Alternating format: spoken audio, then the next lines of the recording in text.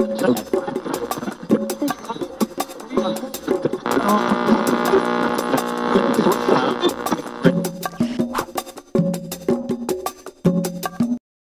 sou, além de militante do PSOL, sou do coletivo Intervozes, que é um coletivo que trabalha o direito à comunicação como um direito humano, e aí todas as questões referentes à democratização da comunicação no Brasil.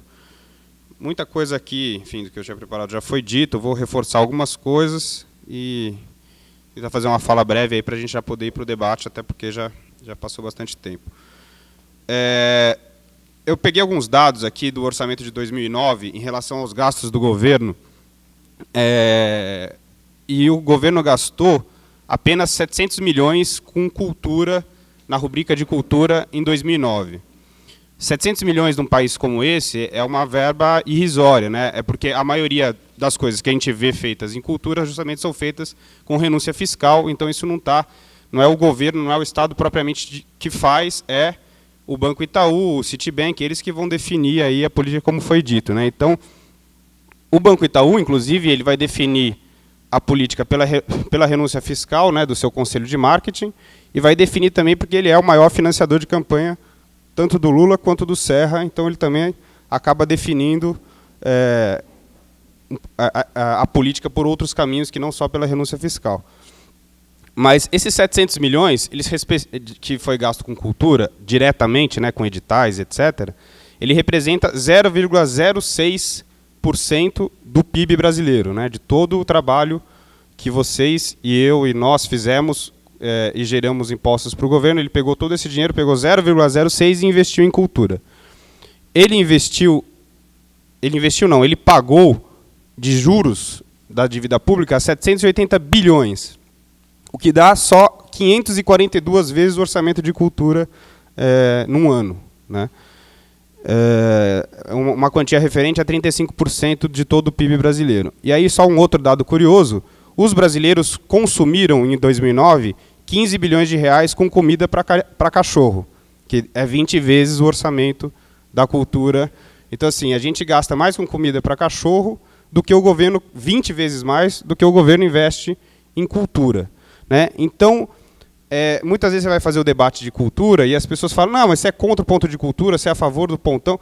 Eu acho que o debate não é a discussão dos factoides, se o ponto de cultura é uma política acertada ou não. Ele é melhor do que não ter, sem dúvida nenhuma. A questão é que você pode fazer 300 vezes mais ponto de cultura se você tiver uma política econômica muito mais ajustada às necessidades da população do que às necessidades dos banqueiros.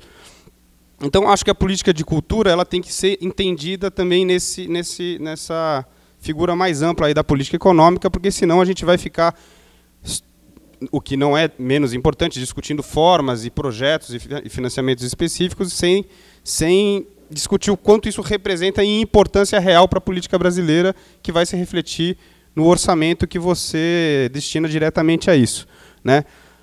Uma outra coisa que eu queria colocar aqui é a concepção, acho que, de política cultural e de comunicação que se trabalha um pouco no Brasil e que, às vezes, talvez até a esquerda tenha um pouco de dificuldade até de assimilar uma outra forma de fazer o debate. Por exemplo, a gente teve a conferência de comunicação e a conferência de cultura, né? Por que a gente não teve uma conferência de comunicação e cultura? Por que a gente consegue sempre separar esses dois temas, sendo que eles são retroalimentadores um do outro e quase que indissociáveis, né? A política de comunicação e a política de cultura. E uma outra forma de encarar a cultura, em geral, a política pública encara a cultura como uma cultura de formação de consumo de cultura, né?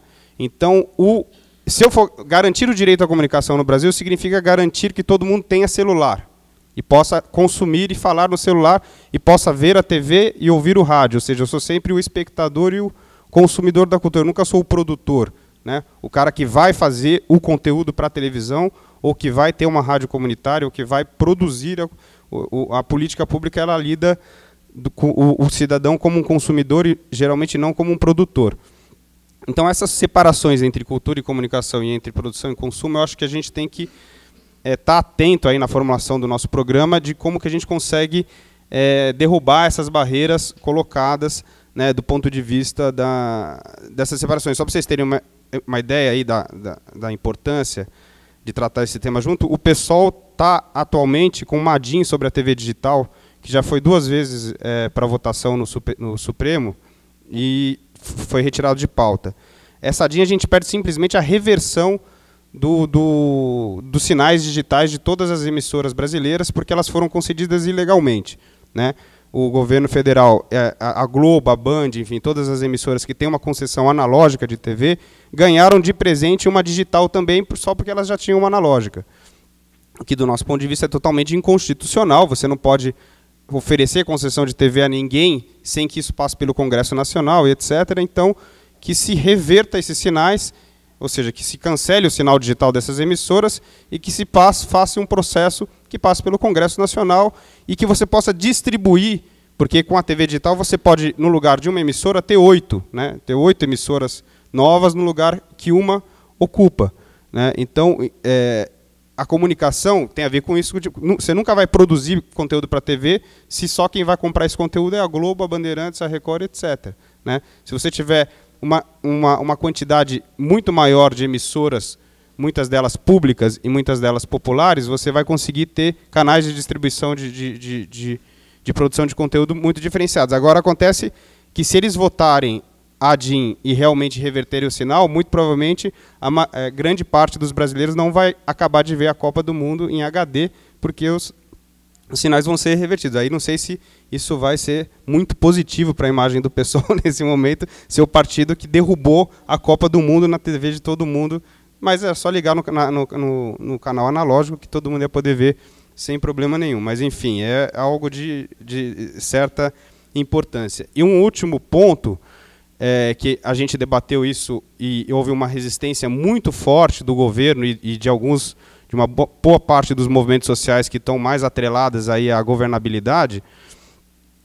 que é a dificuldade em se estabelecer metas claras, porcentagens claras, obrigatórias na Constituição de regionalização, de participação de conteúdo regional e independente nas programações nacionais, né? Se vocês estão cansados de saber que a produção audiovisual na televisão brasileira ela é basicamente feita no Rio e em São Paulo, né?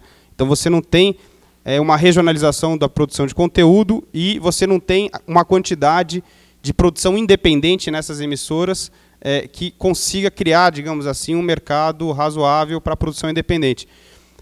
A Constituição prevê que tem que ter produção independente e regional, ela só não diz quanto, né, que isso tem que ser.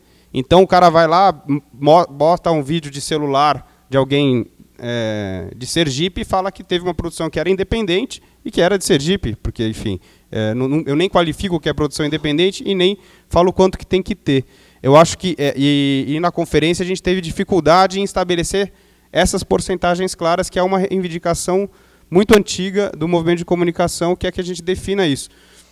Então, concluindo, eu acho que o PSOL, nessas eleições, por exemplo, ele cumpriria um papel revolucionário se ele reivindicasse a Constituição brasileira em muitos dos seus artigos, simplesmente, né? Porque o oligopólio ele é tão poderoso no Brasil que ele simplesmente atropela o que já está na Constituição, algo que já tá colocado, né?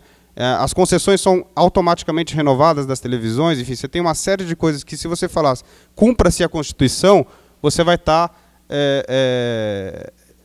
cumprindo um papel revolucionário, sem ter, digamos assim, e criando ainda um constrangimento de perguntar por que o atual governo não cumpre a Constituição. Na Constituição você tem que destinar muito mais ao orçamento de cultura do que é destinado. Ele não cumpre porque ele tem que dar 35% para os banqueiros.